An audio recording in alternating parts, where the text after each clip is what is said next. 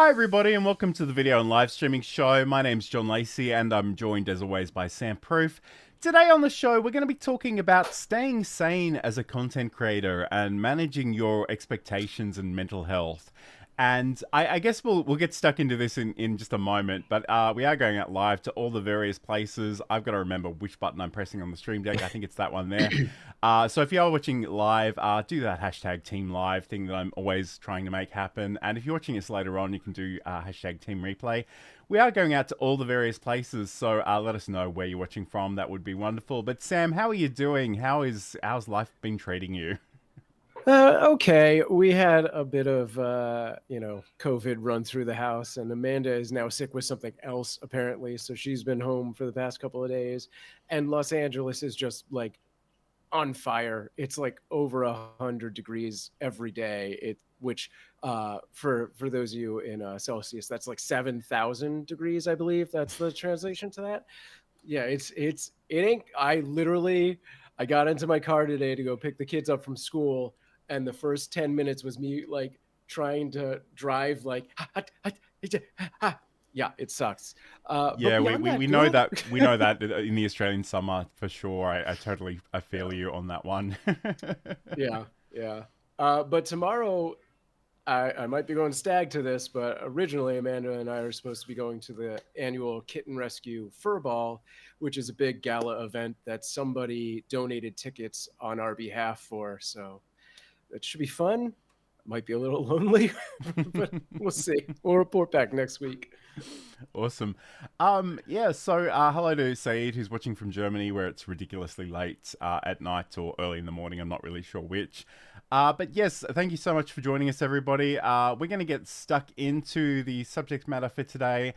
And it's funny, sometimes I have ideas for this show and I'm really excited about them. And then I come to actually talk about them on the day and I think, this is a bit too real. This is a bit too close to the bone.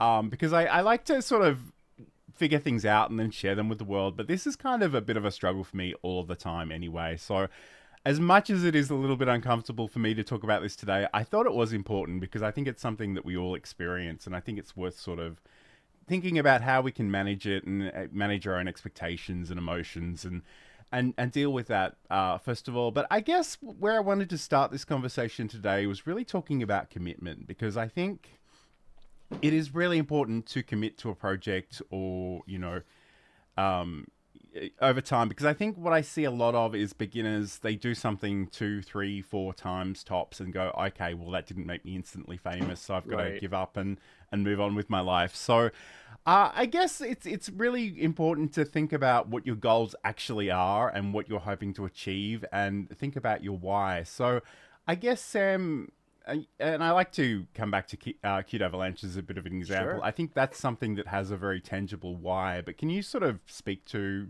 our audience about that specifically? Yeah, I mean, our why has always been about the cats first and foremost. Like our big mission is that we are trying to alleviate the Los Angeles shelters by focusing on fostering kittens under 8 weeks old, which are generally the ones that, when people turn those cats over, by the end of the day, if somebody hasn't pulled them, they're not going to be there in the morning, if you know what I mean. Mm-hmm.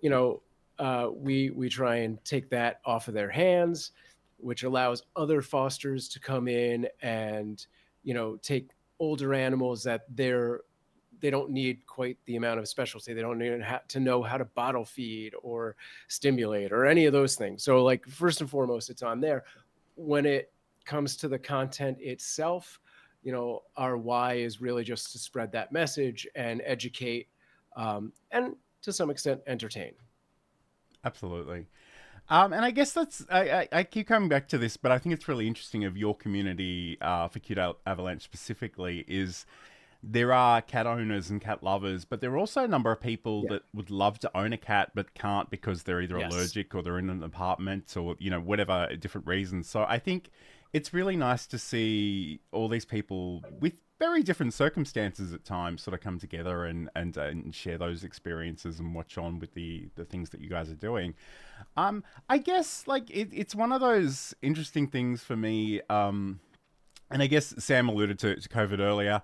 The pandemic was a weird time for all of us, and I think Yeah. looking back at it, I was very conscious of the fact that at that time I was sort of teaching face to face. I was lugging these laptops from different venues and dragging them in this giant trolley, and teaching people anything from basic word processing to like advanced web design and development stuff. So obviously, the lockdowns here in Australia happened. My work dried up in a matter of weeks, and it Mm. wasn't really a big deal. And in the sense, like I remember sending out these emails to various people that, in retrospect, probably sounded really desperate, like I needed the money. But the truth was, I was kind of bored out of my mind after that first week. I was just looking for something to do.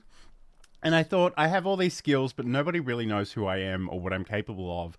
And a lot of my why in this case is really just about letting people know what I can do, helping people Yeah.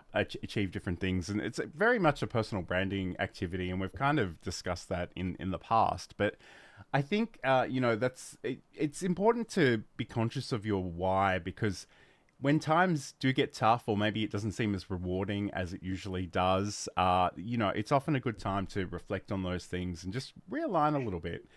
And again, if anyone's listening to the audio version of this podcast, we have a very cute cat just walk into Sam's frame, which is It's hilarious. just going to happen. Absolutely. Big hello to Roy Kowalski, who's watching from Sydney. Thank you for joining us today. So today we are talking about sort of mental health and staying sane for content creators, because this can be quite an undertaking. And Yeah. no matter what your expectations are, there's a really good chance it's all going to take more time and energy, and you're going to have to develop some patience and some, I guess, tenacity. I kind of joke sometimes that this is just a bet I have, an ongoing bet I have with myself, that I'm not going to give up, that I'm just going to keep showing up and being consistent, and whoever it reaches, it reaches. And, in some ways, we've spoken about goals on this show before, but like in some ways, I like to, and I'm sure Sam does this too, but like to encourage you to think about the things you can actually directly influence. And a lot of the times, Yes. that's not how many hundreds of thousands of people are going to watch you. That's what you're putting out into the world. So it is really, really important.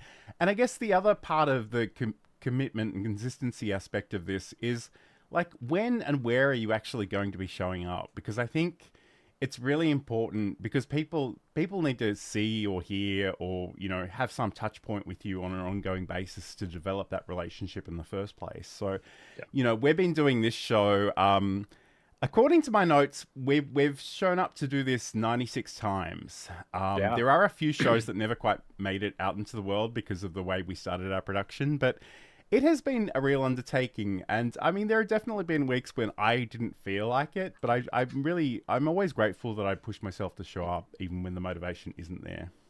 Yeah. Yeah. I'll say that, having like a project like this where you have a partner and somebody who's sort of an accountability agent, which we are to each other, is extremely useful in both the sort of sanity and the the showing up part of it. And even and I guess people won't know this necessarily, but when we started this show, we used to have conversations, and I would take them offline and I would attempt to edit them and splice them together. And even like in our first 5 episodes or so before we started doing this live, as someone who edited this and listened back to it, I was really impressed that the conversations that we were having were conversations I'd never had with anybody else. And I guess in some ways that's something that's not even on my show notes, but it's worth calling out, because people in your everyday life may not understand these struggles or these activities. And a lot of people will look at you and go, you're creating a video every week or every couple of days or something. It's like, why are you doing that? You could be hanging out at the beach. And it's difficult to sort of explain to people that don't really get it. But Yeah. I'm just going to check in with the chat a little bit here. So Sure. Saeed writes, creating content for monetization in the beginning is certainly not good for your sanity or motivation. Yeah, I think Oh yeah. there is a lot to be said about trying to find that intrinsic motivation. And I know some weeks I don't even feel that, if I'm being honest. And I'm always impressed when other people can sort of find that. So I think it is worth doing. And Roy writes about the accountable partners ensure we show up consistently. So again, I think that's really, really great that if you do have people that you can team up for, either for support or even co-creation or collaboration, I think that's a really wonderful thing as well. Yeah, to speak on what Saeed said about monetization from the beginning, like if you're going into creating content and your why is I want to make money, that's you're gonna burn out. Like that's not a strong uh, backbone to have for content creation. Like it's great to have the forethought of like how will this make money, but to make that the sort of main drive of it is just going to drive you crazy. Absolutely. And I think it's worth noting too, there are lots of people selling get rich quick schemes, and Yeah. they're always a hot mess. They're never going to work.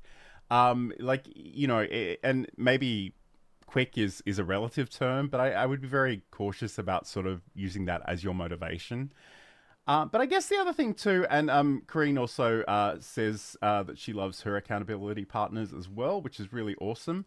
And I think that's the thing. Like if you can team up with people, it makes a world of difference. And I love doing this show with Sam, and a part of me would love to like have maybe a second show with somebody else, just even Yeah. if on a slightly different topic, just to because again, I'm a creature of habit. Like I need routine. Like there's something deeply comforting about routine. And I actually was discussing this with Saeed during the week, and I know that's not true of everybody, but that's something I really like. But I guess the other thing too, and I don't necessarily have a good answer for this one, but I think it's worth talking about. So balancing consistency with taking breaks, because sometimes you will just hit a wall and sometimes you will need to take a break. And I think Yes.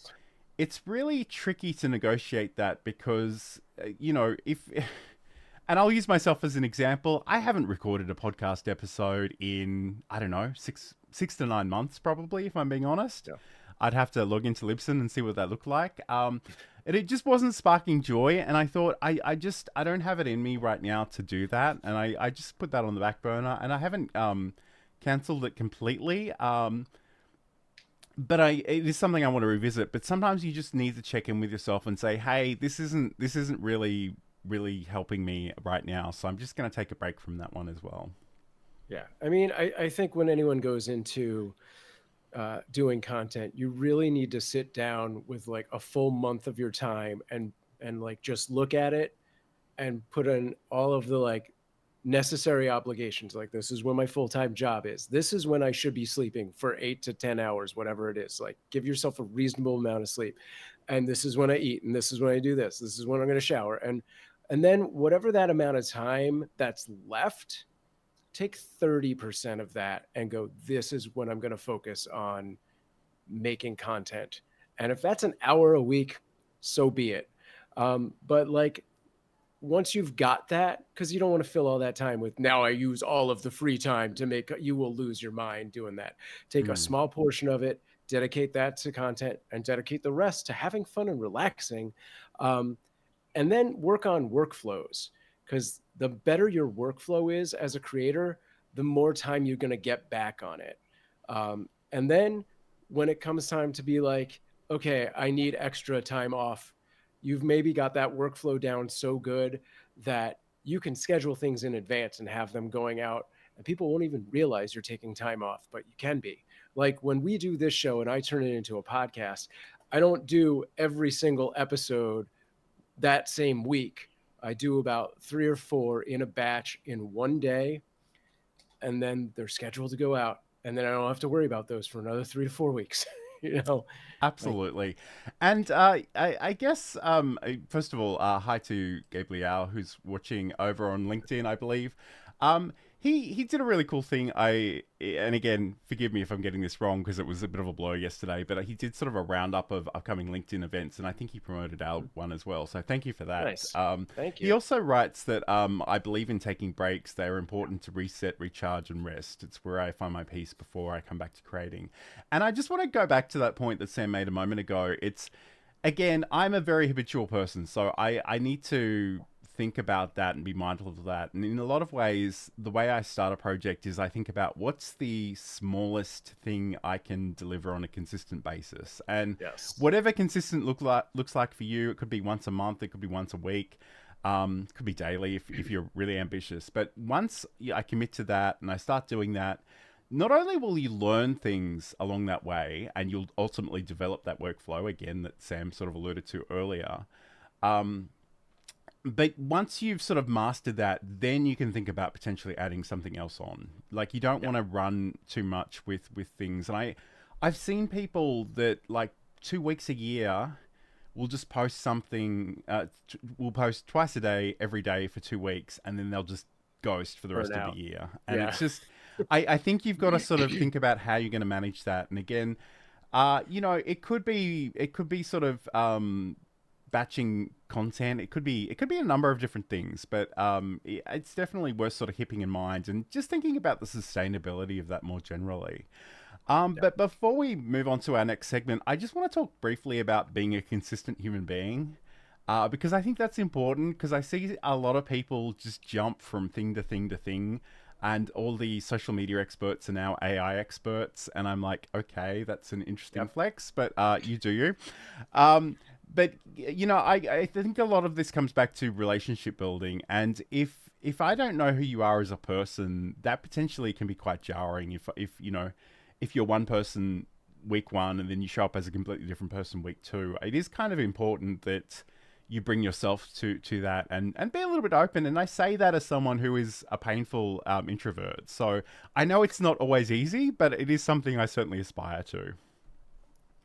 Yeah, for sure. I mean, yeah, I don't know that I can add much more to that, but like, yeah, if you're going to be on multiple things, you're going to do multiple projects, you're still you at the end of the day. So like, don't present yourself differently on one project as another, like maybe slight heightened versions, but you're not suddenly Pirate Jack and whatever. that would be a huge undertaking to like keep all those personas going. I mean, Sam struggles enough with just himself and Raz, which is Yeah. a bit of a deep cut. If you don't know that one, message me later. I'll explain it to you. But this is the video and live streaming show. Today we're talking about staying sane as a content creator. We'll be back in just a moment. We are constantly training our cats every interaction that we have with them. Mhm. So when Johan would get on my counter before, this is 10 years ago, before I was the cat expert that I am now, Johan would jump on the counter. What was the first thing I did? I'd say his name, Johan. He loves that. That's a reward for him. He said, Mhm. you just said my name.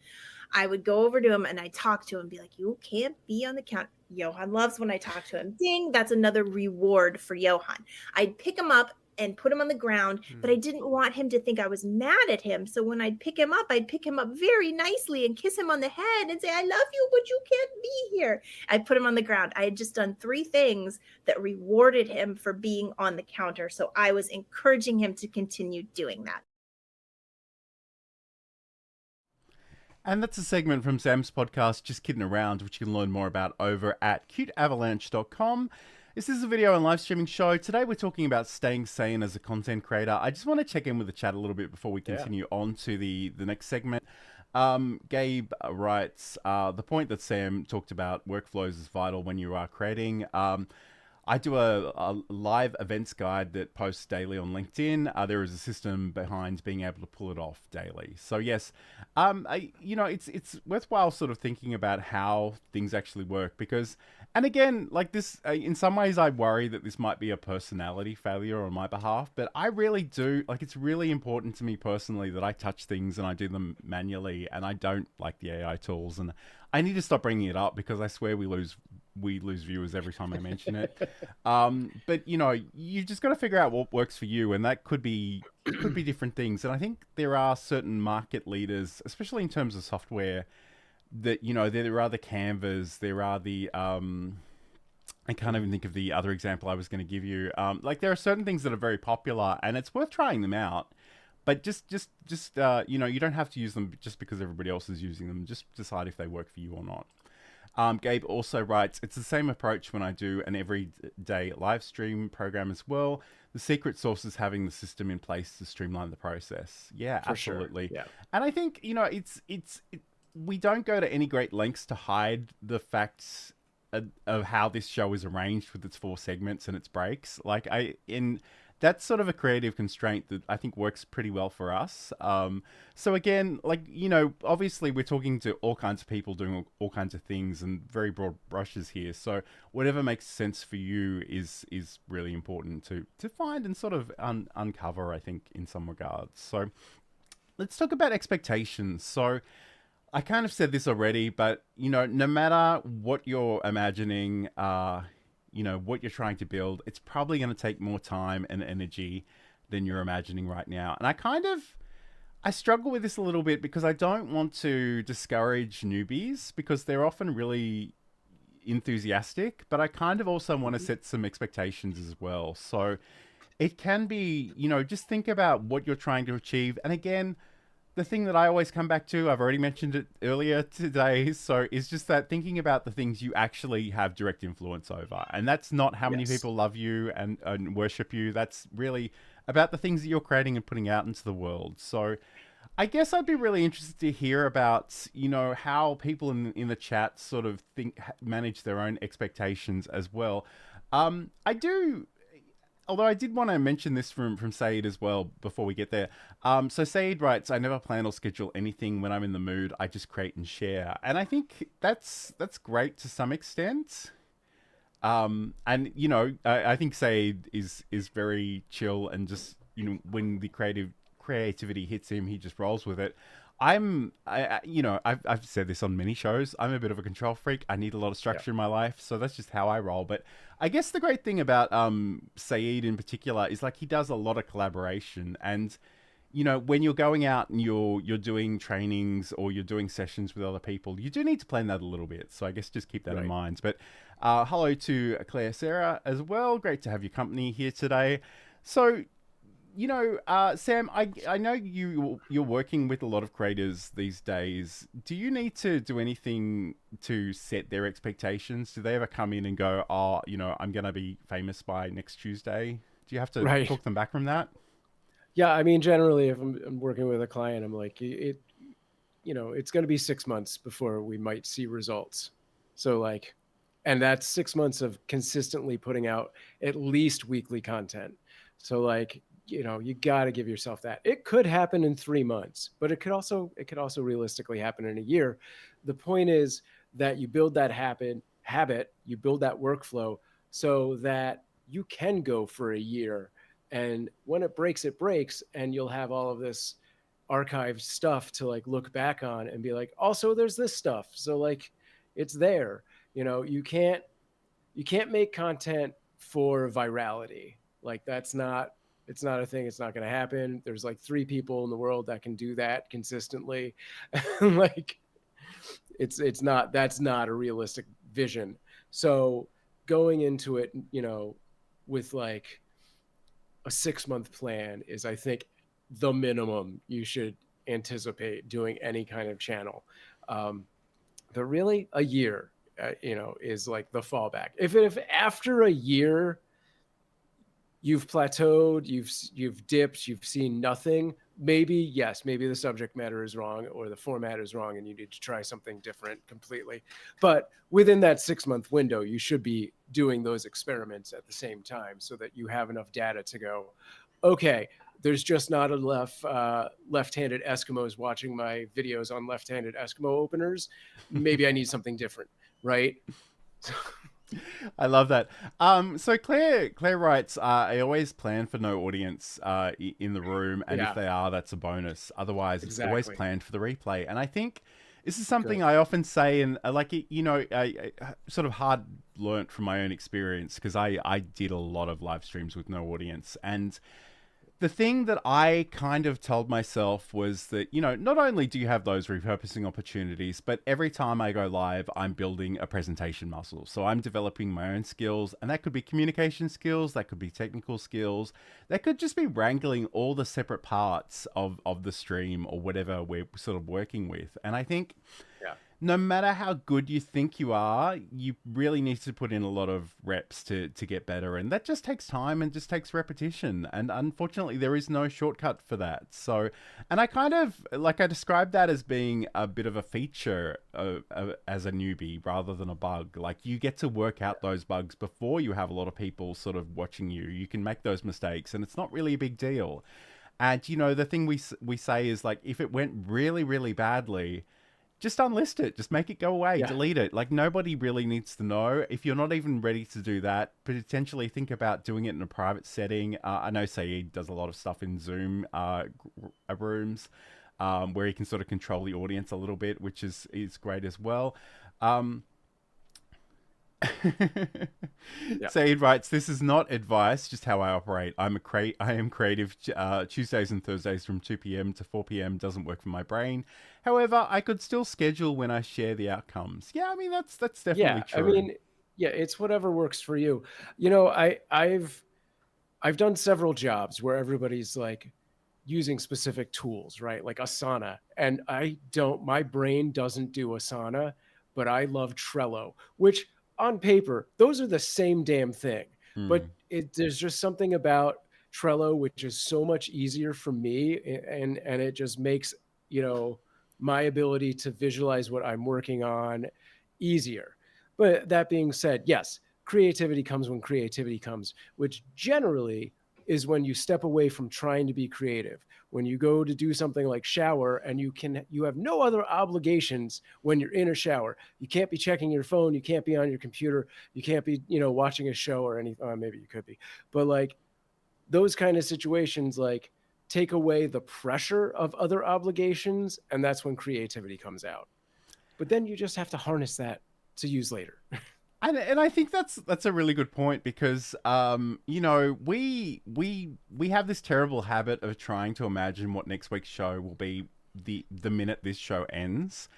And our brains are pretty tired by that point. And I think what I want to do moving forward is sort of schedule a lot of these things out in advance because otherwise, you know, Monday, Tuesday, I'm stressed about what the topic's going to be and scheduling it and making a video thumbnail. And then by Wednesday, I'm like, what the hell am I going to write about in my newsletter?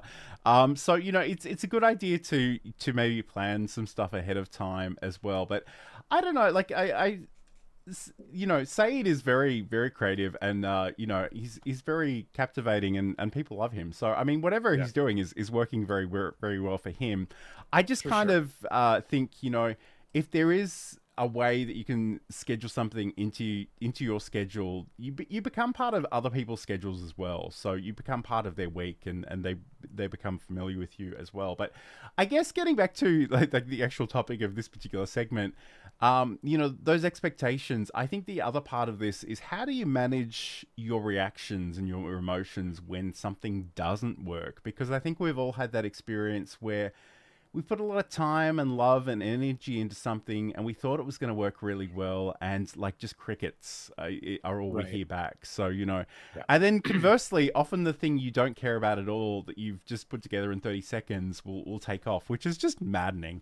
But Sam, how do you sort of manage your own? I realize you've been doing some version of this for a really long time, so maybe it's not something you need to worry about as much as maybe some of the newbies, but I mean, it's, you know, it still happens.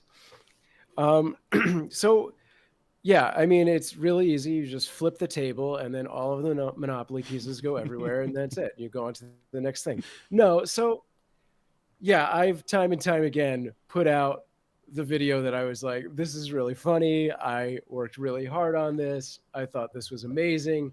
And it gets 200 views. And I'm like, okay, first off, acknowledge to yourself that 200 views is really good, actually. If I were to go outside and find the local theater and sell 200 tickets, that would be amazing, you know. So like, just put that to scale. Like, see what the truth about the reality. You know, I know everyone's looking at the other channels who have 2 million views, but you got to work with your constraints of like what is reasonable for you. The second thing is, you know, you have to take it beyond an emotional reaction to you then have what happens after I've done the thing. because it's not a set it and forget it kind of thing. Putting the content out is like a mere percentage of what can be done. Like there's all of the pre-promotion and then there's all of the post-promotion. And John talked about, repurposing content. There's so much you can do to try and move the needle after the fact. Just because you put a video out and it's a 10/10 on the YouTube, that's not good. 10 out of 10 is the bottom of your queue there. Doesn't mean it's a lost cause. If we're talking YouTube, you can straight out put that video on the end cards for other videos, turn it into shorts that you can repurpose and put out there on YouTube and Reels and TikTok and all of those things. Put out tweets.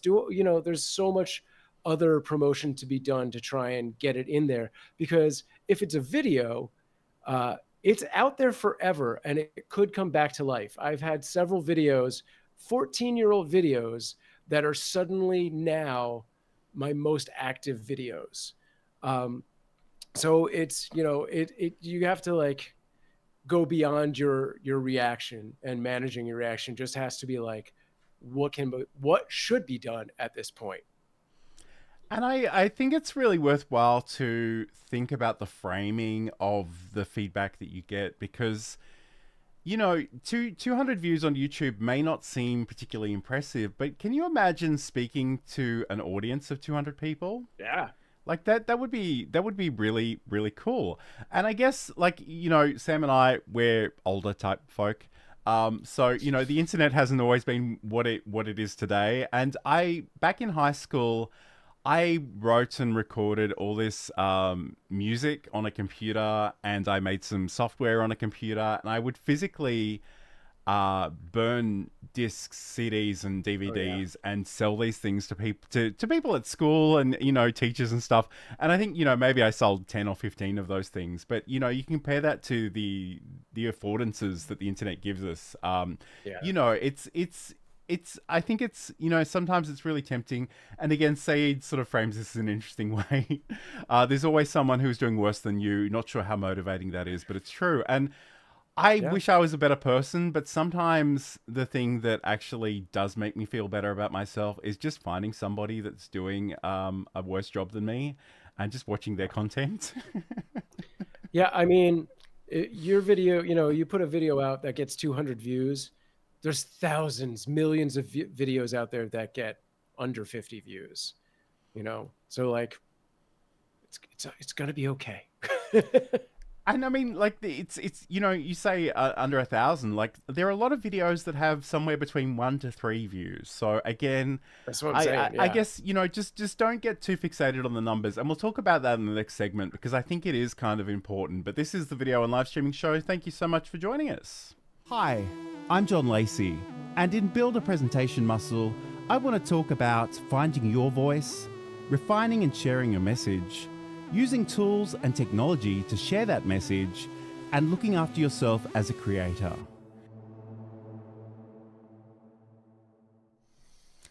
And that's a promo for my podcast, Build a Presentation Muscle, the podcast about showcasing your expertise through content creation, which you can learn more about over at johnlacey.com. And I did kind of tell you earlier that it's been a while between episodes, but I will definitely be bringing it back shortly. And I think in some ways, Sam spoke about finding additional lives for these things, and I'm really, really proud of that podcast. And my main complaint is just that not enough people have experienced it. So I've released the episodes. I put them on YouTube. I put them on LinkedIn in 3 separate ways. Like, I'm just putting this stuff in front of people, and I guess the benefit of the content on that podcast is that a lot of it is perennial content. Like, I try to stay away from the really timely, newsworthy stuff and focus that. And I'm just going to keep putting this, I'm going to keep resurfacing this until it pops off, but I will create some new episodes soon. So if you heard them all, just stay tuned for that one. But this is the Video and Live Streaming Show. Today we're talking all about staying sane as a content creator, managing those expectations, managing your mental health. And I guess the elephant in the room that we're going to talk about right now is comparison. So it's really, I mean, the thing about the internet generally is we have so much access to so many stats and numbers and figures from our own content and other people's. And it's really tempting to compare them, but I think, first of all, I don't know that it's always obvious what these numbers actually mean. And I see a lot of people jumping to conclusions, which I think is a bit rash. I think sometimes, like the only thing that I kind of prioritize is that I'd really love to see the numbers going up. And I actually don't really impose too much expectation on the degree to which they might go up. And, not every single piece of content is going to pop off. In fact, most of them probably won't. Those ones that do really well are often outliers. But again, and I have a feeling Sam's going to mention some names of people that I usually roll my eyes at in this segment, which is fine. But I mean, obviously there are some very popular people doing amazing things, and we love that for them. But again, if you're starting from scratch, you don't want to be comparing yourself to those people, because they've been doing it for 10, 15 years. They have a lot of money and resources and entire teams that they can dedicate to this. And I think it's really, really a bad idea, except in maybe the example that Saeed gave us, where you're comparing yourself to somebody who's doing less well than you. That can be a useful thing emotionally sometimes. But again, Sam, like, as someone who is working with creators, like, do you need to sort of tell them this explicitly to stop comparing them, or are you encouraging them to look at these sort of statistics? No, yeah. I definitely avoid any kind of comparison to that extent. I'm not pulling in someone with 2,000 subscribers and going, no, this is what you can be doing that Mr. Beast is doing, because that is not reasonable. They don't have the resources. They don't have a full production team. That guy has entire employees that are just there to translate his videos into other languages and redo those videos. Like, you don't have that ability. You don't have those resources. His 20, 30, 40, I don't even know how big his team is. It's stupid. So if anything, you find the other people that are doing content in your niche and look at what they're doing. Don't look at the numbers. Just look at what they're doing. Find the people that are close to your range. If you've got 2,000 subscribers, they've got 2,000 subscribers, then good. That's a great comparison to make. Even then, maybe you don't need to do it. But, if you're going to make comparisons, stay in your lane and find people that are about the same as you. Because even on the smaller scale, if you're comparing yourself to somebody who's in the partner program and you're not a YouTube partner, that's a whole different ball game. They've got different tools available to them. They've got money coming in. It's an unfair comparison to you. And at the same, to bag on what Saeed said, but to the same extent, if you're looking down to someone who's way beneath the bar that you're at, that might not be helpful, actually. It might make you feel better, but it might not help you push to the next level. Because when you're doing comparison, what you really want to see is, what are the topics they're covering? What are the formats they're using? What do their thumbnails and titles look like? And that's pretty much all you need to see. Absolutely. And Saeed writes $1 in the Mr. Beast jar because, of course, we had to drop that in there, didn't we? Jar? Yeah. It's funny. And I guess, I think the thing that we're talking around here a little bit is that comparing data can be potentially useful, but from an emotional perspective, it can be so damaging, especially to somebody who is new and just doesn't have a lot of confidence, is probably doubting every decision they've ever made on a daily basis. And I'm literally talking about myself here. And it's funny, like the YouTube app sends me a notification about my stats every week. And I got to tell you, I haven't looked at one of those in a really long time. Oh, yeah. And the slightly paradoxical thing about that is the less I obsess over those numbers, the less I look at them, the better they seem to do. And I don't know that there's necessarily, causation there. I don't think there would be. But I think in some ways it's really important to detach from that as a creator, just to manage your own mental health. And again, it's not to say that you can't look at the numbers, and YouTube in particular gives you an obscene amount of data. And again, I Yes. feel like you probably need some professional help just to make sense of what that might even mean. And when I say that, I mean in a data YouTube sense, not a medical sense. Um, Right. but I guess in some ways, my big thing is that, and I've kind of arranged my entire life around deliverables for my content. So there are things that I do.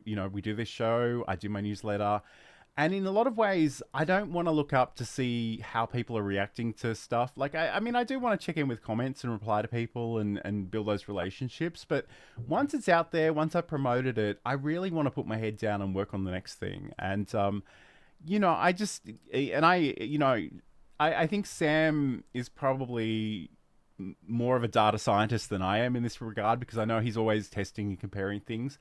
I don't always think it's a great use of my time. I really want to just start building the next thing and move towards that. And it's not to say that there aren't insights to be learnt, but I think you just need to negotiate how you are going to manage that as well. And we've got this little comment here. So, and this is a friend of Sam's, and I swear I will learn your name one week, but this week doesn't seem to be the week that's going to happen. So I apologize. But he writes, if I was going to start a new content creation channel, I'd definitely hire Sam on as an advisor. Yes, absolutely. Thank you, Nathan. Yeah. I would too. It seems like the perfect opportunity to throw this promo. So again, this is the video and live streaming show. Thank you so much for joining us today.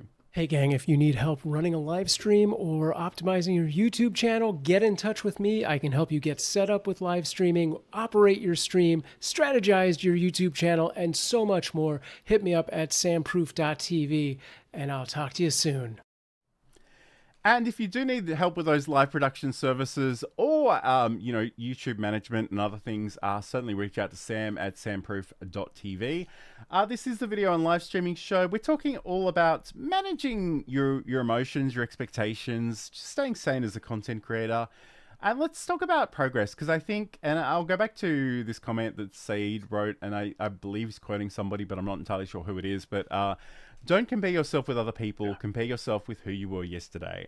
And, may not be literally yesterday, but, you of the past. When I look at where I was a year ago, it calms me down. And I think that's really, really important, because in some ways, the whole premise of my podcast is it's not really about the video you just made. It's not about the podcast episode you just produced. It's really about you building your own presentation skills, your own ability to sort of communicate ideas and to help people. So, I think it's really important. And, we talked about Mr. Beast. Right. I'm sure you could probably go back and find his first video, and I'm sure it would be horrendous. Yeah, they're garbage. Yeah. So I mean, it's really important that you think about where you've come from and how much you've done. And I know Saeed in particular, like he's really good at what he does, but I think and I mean, correct me if I'm wrong, Saeed, but I think it has taken a little bit of courage for you to put yourself out onto other people's shows and platforms as much as you've been doing lately. And I think it's really, really cool. And I mean, people love, and I think he's got one coming up next week as well. So I've got to remember, in fact, I'm going to throw something in the chat bot. So if you want to check out Saeed, the Facilitator is the channel on YouTube. You can go and find him on LinkedIn as well. But it's, and I know we don't like to sort of look back and watch our own content. Like, I know that's really painful for a lot of us, but especially for some of us that have been doing it for 15 odd years. Not looking at anyone in particular, Sam. It can be really, really instructive. So it's definitely worth checking that out. Yeah, no, I definitely, like, especially when I was doing like editing videos and stuff, like I've seen enough of myself. By the time it's a finished product, I don't want to look at it again. I'm like, it's done, it's out there. I'm good to go answer the reply to comments and stuff like that. But yeah, there's a point where I almost walk away from stuff, or I have in the past. And hopefully I've changed a little bit about that. Yeah, I think what Saeed says really, really important. And yeah, the only person you should be competing with is yourself from the past. and that's why you need to build a time machine. No, but yeah, like that is the thing. Can I do what I did yesterday better tomorrow? Because when you start competing with other people, it's out of your control. And I think sometimes too, like, yeah, and I'm probably harping on this point a little bit, but it's just because I believe in it so fully. Because at the end of the day, like, things change, platforms come and go. You could have built a huge following somewhere, and that could disappear tomorrow. Yes. But the truth is, you're still gonna have all those skills that went into building that following in the first place, and there's a good chance you'll have all that content, and you can maybe repurpose that, you can maybe re-upload that somewhere else. But I think it's you know, and we talk about live streams in particular. You know, so many different roles, so many different hats that you potentially are wearing. Like, they're all discrete skills, and like, some of them are technical in nature, some of them are about communication, some of them are about listening.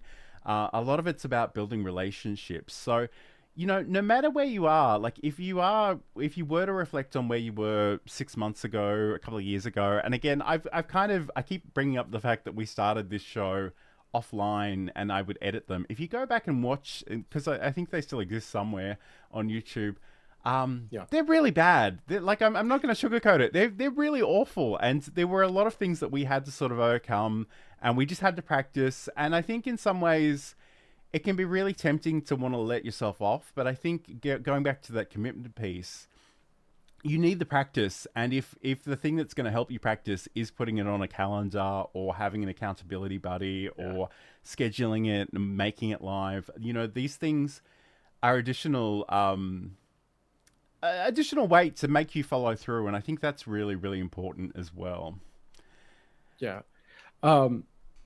I think there's a weird thing in the zeitgeist lately where people have been talking about learning from failure, which has been something I've talked about, 14 years ago on YouTube.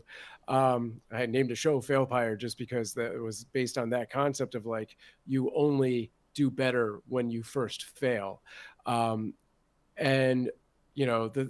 that's the way you have to approach content creation, is like, what did I do wrong? How do I do it better next time?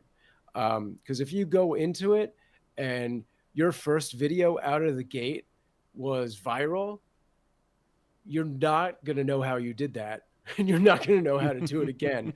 It's like blind making a cake without no recipe. You're just grabbing different things, and at the end you're like, holy crap, this is the best cake I've ever had in my entire life. I don't know what I put in this.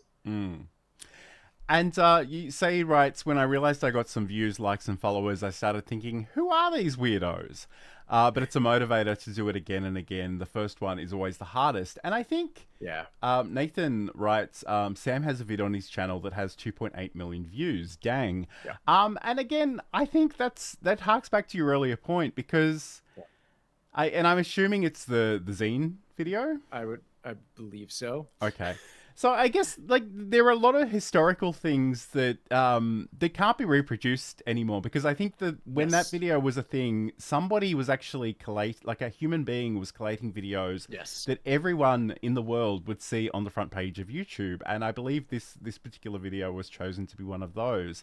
And even like some years later, and I certainly don't have the numbers, and it was on a different YouTube channel anyway, but at some point, YouTube actually had different homepages for different countries. So Australia got its own one, and I was featured numerous times on that homepage for whatever reason.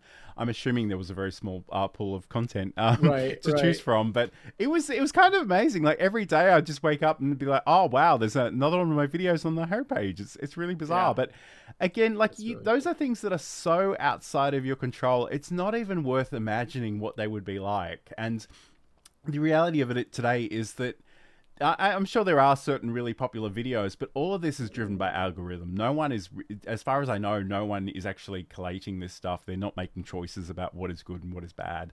And once you get started about your own viewing habits, the algorithm will try to customize future content to serve up to you. So, I mean, it's amazing, and it's a great video. And I think it's an interesting example, because there are a whole bunch of stuff that I know because I was there, and I've known Sam for a really long time. But I imagine anybody that's just discovering you for the first time today wouldn't understand that context. No, yeah, my channel's gone through so much, so many different phases and different types of content, and yeah, it's completely different than the stuff I was doing back then. Plus, there was just a whole wave of like, somewhere in, I think it was like 2010, 2013, all of the archives on YouTube got down resed to like 480 or 360. So now they're just horribly pixelated and like basically unwatchable. But ironically, that video is still the best performing video on my channel, in spite of it looking like it was filmed on a potato. And it is fun, and it's sort of instructive as well, which, you know, I know you've dabbled in a lot of different things, and you know, I think, again, it's probably a great example. Like if you go back and watch a very old video, and again, it could be Sam, it could be me, it could be anybody. You know, you compare the old with the new, and you're going to see a lot of changes. And sometimes those are just the skill level. Sometimes that's the experience. That's the comfort level. Sometimes it's technological things. You know, I sort of reflect on some of the old webcam quality crap of stuff that I put out in 2010 and just go, my God, this was so bad. And yet at the time I thought it was amazing, because it was kind of the best thing I had access to at the time. But you know, you sort of live and learn, and I think that's the thing I want you to take away from today's show, if nothing else. Think about how far you've come, and don't worry about all the things you haven't achieved. Take a moment, try and find those wins, try to celebrate them, because the other thing that I like to remind people too is they have the Norman Nielsen group has this thing, and I don't know that I can remember the exact title of it, but I think it's the 99-1 rule of participation inequality in online communities. And basically, to cut this really, really, basically what they say about this is 90% of people will never create any content online ever. Yeah, right. 9% of those people will comment and like, and 1% of those communities are actually producing stuff. So if you're creating anything at all, you're doing much better than the rest of the 99% of those communities. So I think even if you're not happy with where you are at the moment, I think you need to pat yourself on the back for that, because I think that's kind of amazing. Yeah, I when I was working at Mob Crush, I had a manager, Katie, who sat down with me because we were working on something, and she had me just make a list of all of the sort of wins I'd had, like all of the things I had done in the past that were good, which for me, the minute it's done, it's out of my mind and I completely forget about it. And, you know, it's just move on to the next thing. So when she had me do this list of all of the sort of successes that I had, and I made it as vision boardy as possible with like images and stuff, I just kept it. And now it's like a persistent tab that is open in my Chrome, and I'm like, can scroll through it and, you know, look back and be like, oh yeah, look at this. This was amazing. These are good things. I don't do it all the time, but every once in a while I come across that tab and I'm like, oh yeah. You got to remind yourself of all the things you've done that were great, even if that thing was the 200 view video, because eventually you'll have a 400 view video and you're going to put that next on the list, right? So like just you know, make a list of your wins, make that memory bank of successes so that you feel good about yourself. Absolutely. And I guess, you know, that's something I do struggle with. And like, we've only got 6 minutes left of the show, so Yeah, I won't do the whole therapy couch thing right now, but I think it is definitely worth something to aspire to. Hello to Roy, Tech Troublemaker, who says now we just need the 98% of people to watch our stuff, which is absolutely true. Yes, so this has been the video and live streaming show. I guess, like, before we wrap up completely, like, do you have any other advice for just managing those expectations and mental health? Anything that maybe we haven't already covered? I know I'm putting you on the spot. It's, you know, it's a consistency show. You know, like if it didn't work, see how you can do it again. See how you can do it different and better, and like keep going. Don't throw the hat in just because one video sucked, you know, or one live stream or one whatever you did. Absolutely. And I think, like, I keep reflecting on this experience. And the thing is, even though I've been doing stuff on and off YouTube and on and off social media for a really long time, most of my channels are relatively new. And, Sam spoke about, having an accountability partner or collaborator. Before I started doing this show with Sam, like, nobody was showing up to my live streams. And I used to do them every week. And it was kind of a little vexing, but I kind of look back at that period of time and just go, it was a really great place for me to develop those skills and try stuff out. And Yeah. it's funny. I think you really need, like, sometimes things will just go wrong and you'll just need to pick yourself up off the floor and try again. And I remember I spent an entire week preparing a show, presentation, slides, like all of the things, setting up the scenes in OBS. I did it. Nobody watched it live. I went back and looked at the recording. I was muted the entire time. And I was just ready to just like burn down the computer and walk away for forever. And I don't know what it was in that moment, but I kind of just went, no, reschedule it. We'll do it again in half an hour. And I did. And people showed up the second time, which was amazing. And that sometimes is useful feedback.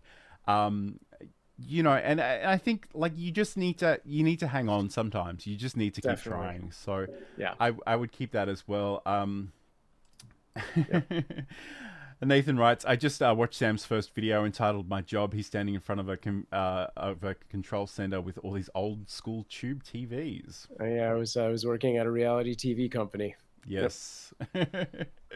Okay, Sam. So as we begin to wrap up, I've got to remember which one of these buttons I'm pressing. I think it's that one. Okay, as we begin to wrap up today, Sam, where can people learn more about you, find your content, and all that good stuff? Yeah, head over to samproof.tv. All of my socials are at the top left there. You can scan this QR code. And if you didn't get quite enough cats today, head over to cuteavalanche.com. We have a 24/7 stream and a lot more. Nice. And if you want to catch up with anything I'm doing, you can head over to johnlacey.com. Got the podcast and a whole bunch of articles. There are social media links at the bottom of all those pages. Come find me, especially on LinkedIn and YouTube. That's where I tend to hang out. So thank you so much for joining us. And again, the other thing that Nathan mentioned too is that video was from 18 years ago. So, Wow. That's the thing. I got an email, and I think I told Sam this. I got an email the other day telling me that my LiveJournal account was 21 years old. And I'm like, Oh, yeah. oh my God, we are so old. It's ridiculous. And Nathan also writes there can never be enough cats, which I'm sure is a sentiment many people in the chat can support. So next week on the show, I want to, and again, we're still working out the details, but I really want to talk about Stream Deck plugins because Saeed said something and it made me look up a few plugins, and I've gone down the giant rabbit hole of, and there are so many cool things in there that I wasn't aware of. So I really want to explore some of that next week, and we'll talk about some of our favorites and some of our new finds as well. So please like and subscribe wherever you happen to be watching this, and we'll be back again the same time next week. So have a great week. Look after yourself and sort of look after your inner creator as well. So have a great week, have a great weekend when you get there, and we'll talk to you again very, very soon.